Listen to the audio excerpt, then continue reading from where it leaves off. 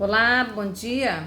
Hoje nós estamos iniciando o estudo da nossa revista, a revista 7. Ela trata do ensino dos apóstolos, então são as cartas genéricas. Tiago e Hebreus nós já estudamos na revista passada, a revista 6. Nessa revista, a revista 7, nós vamos estudar primeira e segunda carta de Pedro, primeira e segunda carta de João e Judas, porque Apocalipse vai ser uma revista única, a de número 8.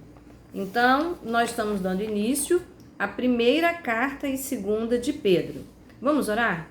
Deus, nós te agradecemos por esse momento, por essa oportunidade que o Senhor está nos dando de aprender da tua palavra. Te pedimos que nessa manhã o Senhor abra o nosso coração, que o Senhor libere a nossa mente de toda preocupação e distração. Em nome de Jesus nós te pedimos. Amém.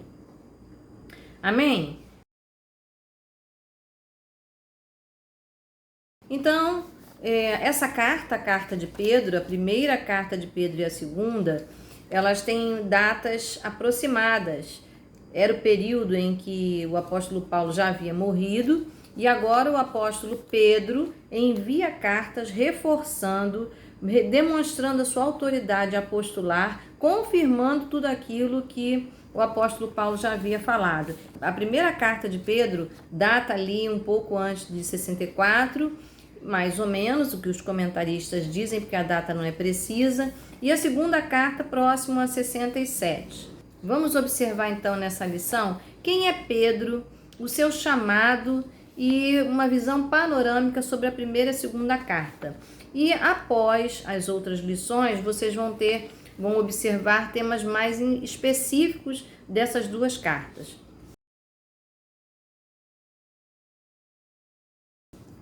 Diz assim então o capítulo 16, no verso 18 do livro de Mateus, um período em que Jesus está vivo.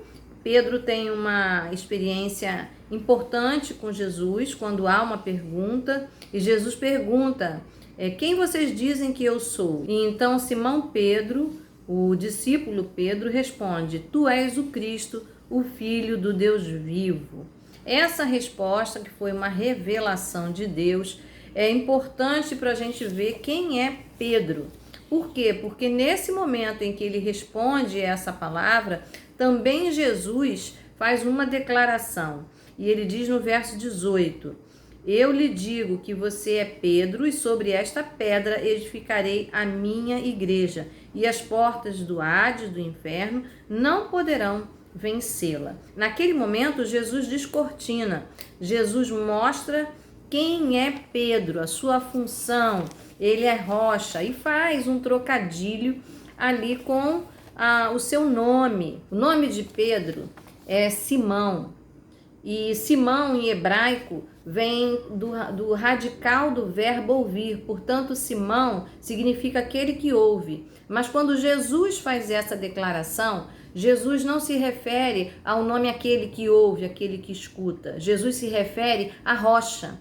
E rocha é um trocadilho que Jesus faz porque significa Cefas, também chamado no aramaico pelo nome de Simão. Então Pedro é chamado nessa hora pela palavra pedra, Pedro e pedra. Então Jesus faz um trocadilho.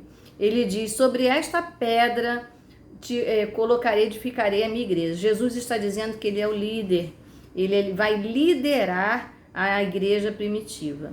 Então, uma revelação é colocada na frente dos discípulos e essa declaração ela é respeitada quando Jesus falece, depois ascende aos céus, ressuscita.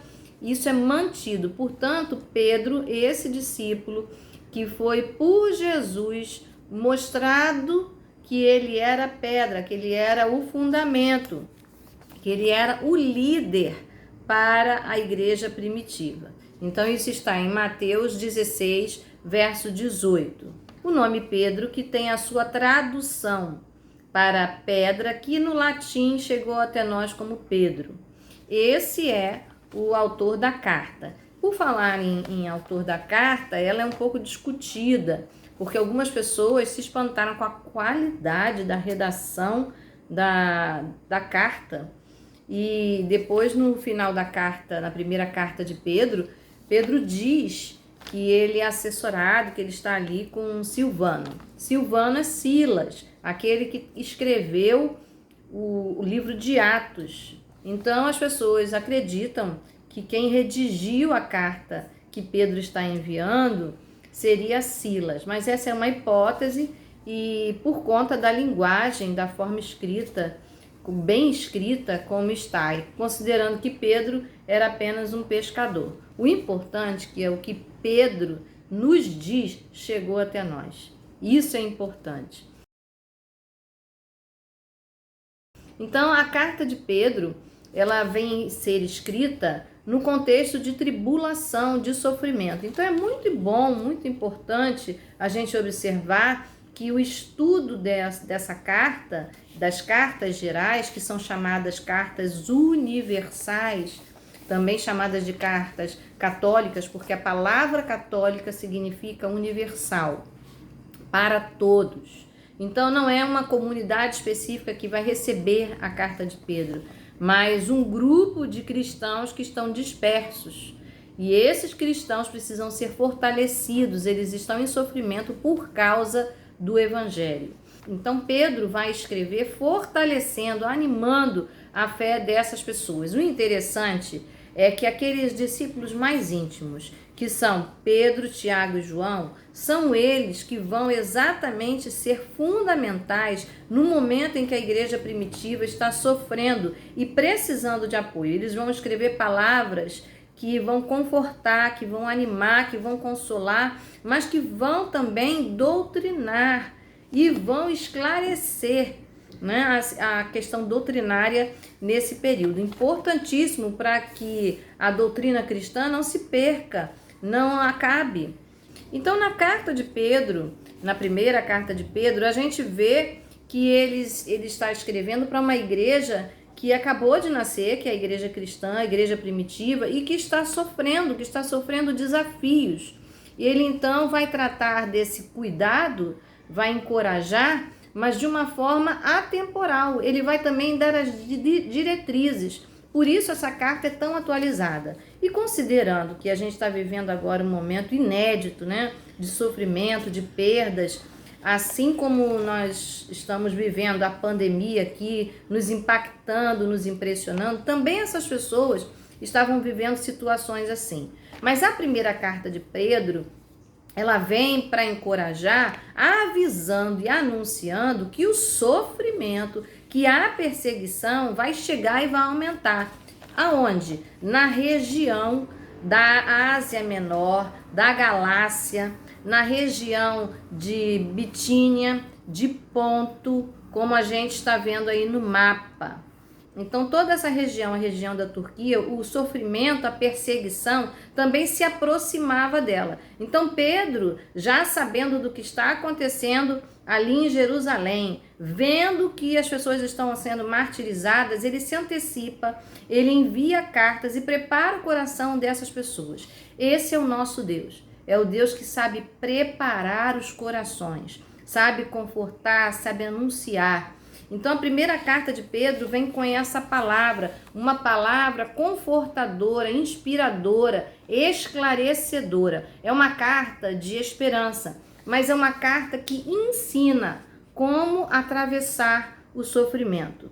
Por isso é que Pedro vai, na sua carta, citar expressões e versículos de que nós somos forasteiros e que a recompensa nossa é muito maior fora desse mundo, ou seja, no reino de Deus, na glória de Deus. Então, Pedro está confortando, consolando, considerando que essa região foi evangelizada por Paulo e Paulo já faleceu. Então, Pedro, com a sua autoridade apostolar, ele vem reforçar e encorajar essas pessoas. Então, o nome de Pedro e o chamado de Pedro, como nós já falamos, agora nós vamos ver a missão de Pedro.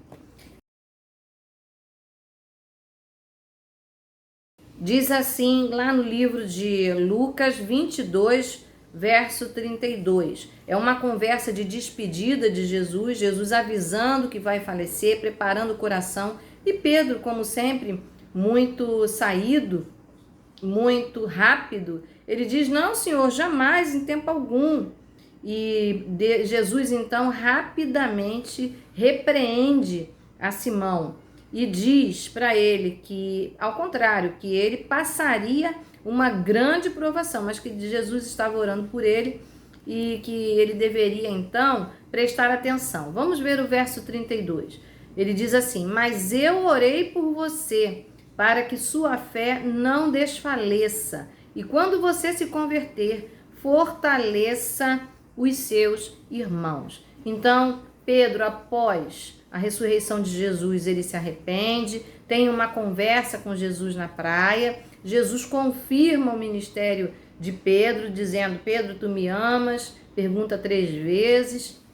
E houve ali um acerto.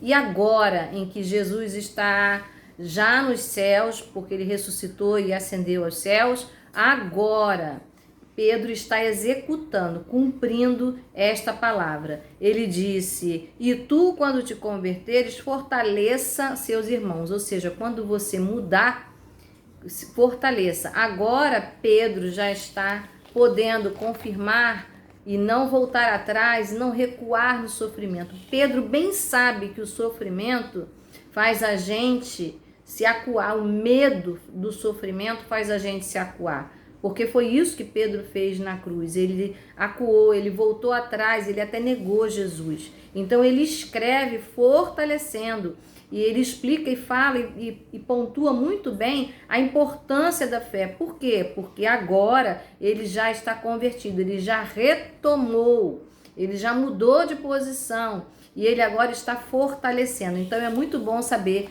que Pedro está cumprindo a sua missão. E o cumprimento da missão de Pedro, ele nos ajuda hoje, ele nos encoraja hoje. Então ele está cumprindo, e a gente vê isso bem claramente na primeira carta, na carta de Pedro.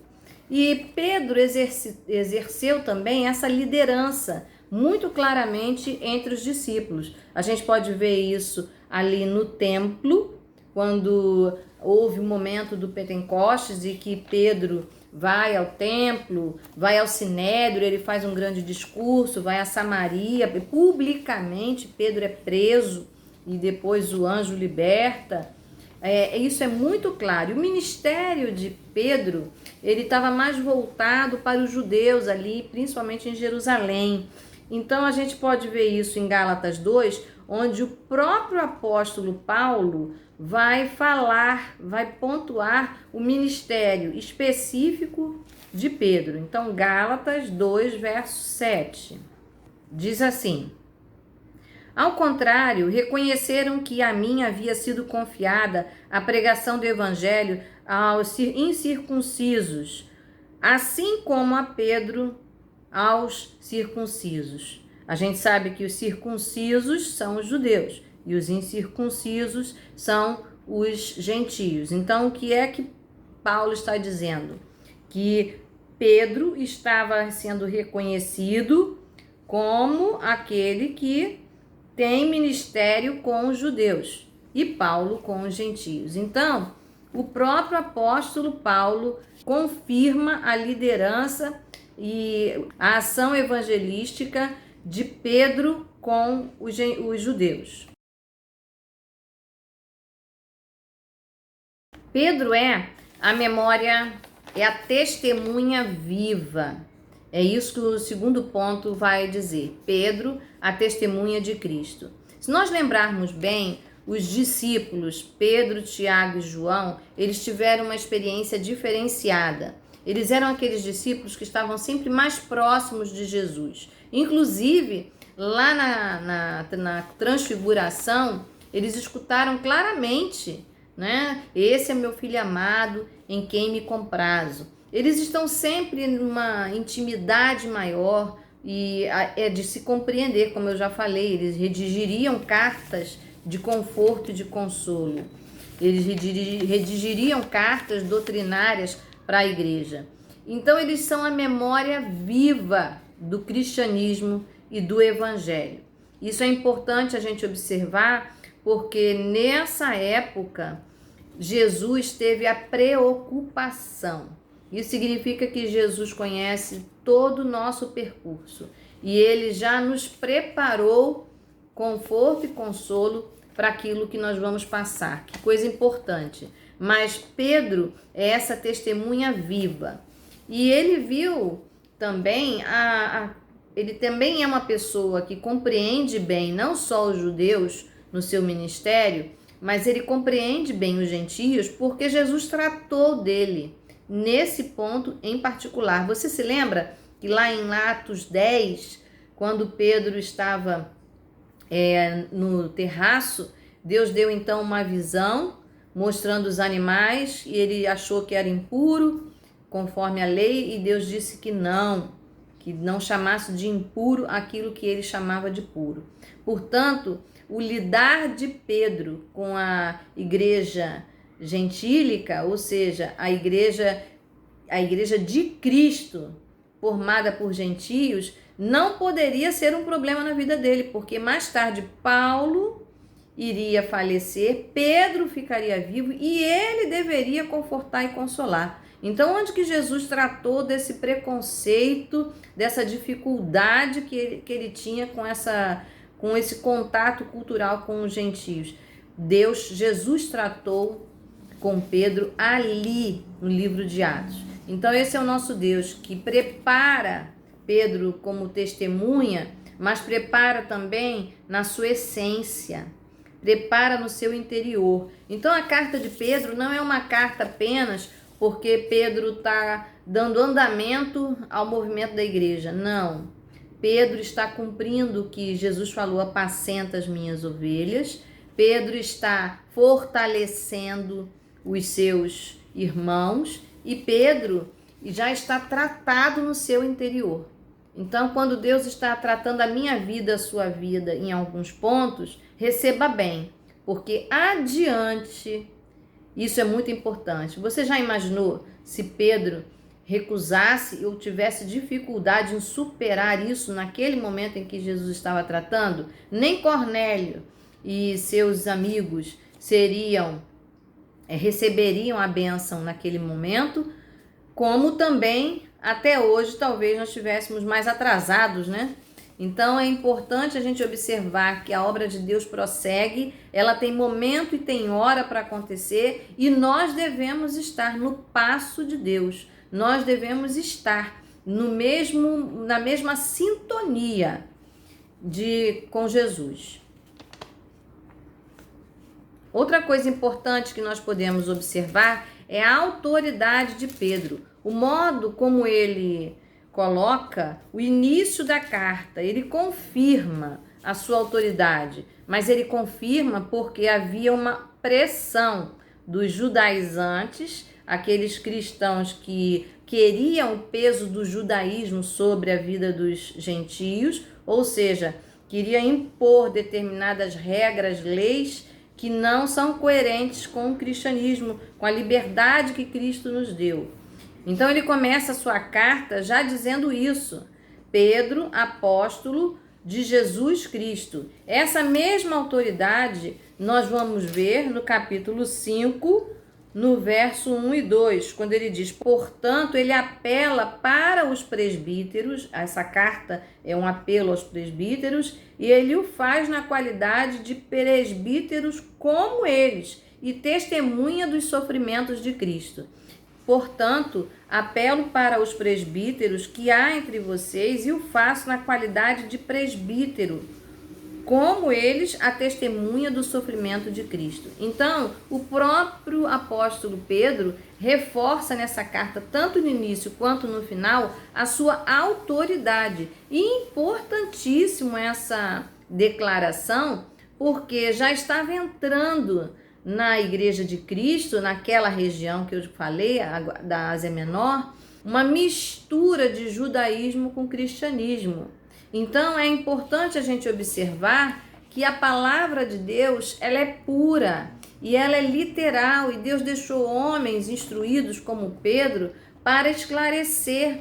E no momento do sofrimento, a gente tende a estar mais desatinado, estar mais embaraçado, e nessa hora a gente pode errar e misturar os nossos conceitos. Então, como é importante no dia e no momento da tranquilidade, né, no momento da nossa paz, a gente adquirir conhecimentos corretos, mas também é importante no momento e no dia do nosso sofrimento, a gente receber palavras de encorajamento, palavras que nos balizem, palavras que nos coloquem de novo na diretriz, palavras que nos façam lembrar dos princípios que Jesus deixou, a segurança e a certeza da vitória.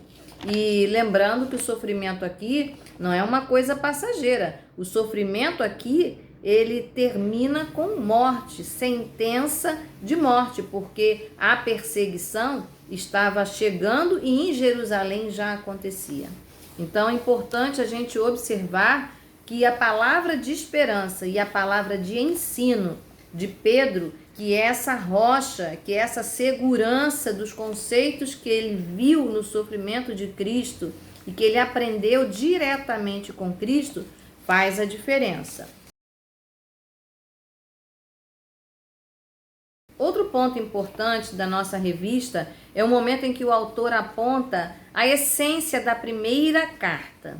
Essa carta se dirige a 3 grupos específicos de pessoas: aos judeus da dispersão, que foram espalhados por essa região, também aos judeus helenistas, aqueles que já tinham perdido o seu princípio, já estavam bem envolvidos com os costumes e com a cultura pagã, e também com os gentios, que já estavam se convertendo. Lembra que Paulo evangelizou aquela região? Pois é. Então, esses 3 grupos de pessoas precisavam ser animadas, fortalecidas para suportar e ser firme até o fim a perseguição que viria, que já estava chegando.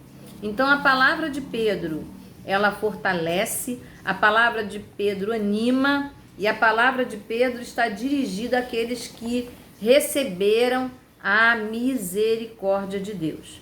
Então, a pressão dos judaizantes que estava naquela região não era maior do que a palavra de Deus. E ela nunca será. É só a gente se lembrar aquilo que a gente já estudou na carta de Tiago, né, que tão confortadora, tão consoladora. Assim, Pedro também estava fazendo nesse momento. Então, a carta de Pedro é uma carta prática, é uma carta muito parecida no sentido da essência dela com a carta de Filipenses, de a gente encontrar essa alegria no meio do sofrimento, a alegria de saber que estamos diante de Deus, um Deus que não nos esqueceu, um Deus que nos honra e que tem um reino inteiro preparado para nós, que tem a sua glória, que nos recebe. Então é muito importante a gente perceber que a carta de Pedro, ela fortalece, ela encoraja, ela é esperança para um momento em que a perseguição vai chegar, mas ela é uma carta que aconselha, ela é uma carta que orienta. Portanto, a gente vai ver esse tipo de palavra também nessa carta. O nosso 4º ponto fala da segunda carta de Pedro. A segunda carta de Pedro, ela é diferente. Ela tem uma data diferente, ela é mais para frente, ali perto do ano 67, mas também ela vai se dirigir a um público diferente. Um público que está ali mais para a Macedônia, e nesse lugar já é mais perto na Europa, né? Já é mais perto de Roma. A perseguição chegou, é uma realidade, e naquele lugar há influências grandes sobre a igreja, ou seja, as heresias são um ponto forte. Há falsos mestres, há perseguição, há morte, e dentre essas heresias, o que se tem ali são pessoas que simplesmente estão falando contra, que Jesus não vai voltar, estão negando a volta de Cristo, estão sendo nada misericordiosos com aqueles que estão sofrendo. Eles são avarentos, são arrogantes, né? Eles por isso causam uma desunião na igreja, são imorais porque eles não estão se desapegando, né? A imoralidade entre os gregos era grande e o helenismo traz isso, e isso já está entrando na casa de Deus. Portanto, a palavra de Pedro é uma palavra muito firme, faz comparações grosseiras de impacto, né? Para mostrar a gravidade da situação. E a mentalidade também das pessoas da casa de Deus estava sendo influenciada por esses falsos mestres que tinham formações de influência grande filosófica grega, misturado com o cristianismo, e tudo que é mistura traz confusão, assim como a pressão dos judaizantes, que nada mais é do que a influência do judaísmo no cristianismo. Então, como é importante a gente buscar a essência do evangelho, não deixar, né, que filosofias, que religiosidades, que pesos litúrgicos façam diferença na nossa vida, mas que a gente fique na essência do que Cristo ensinou.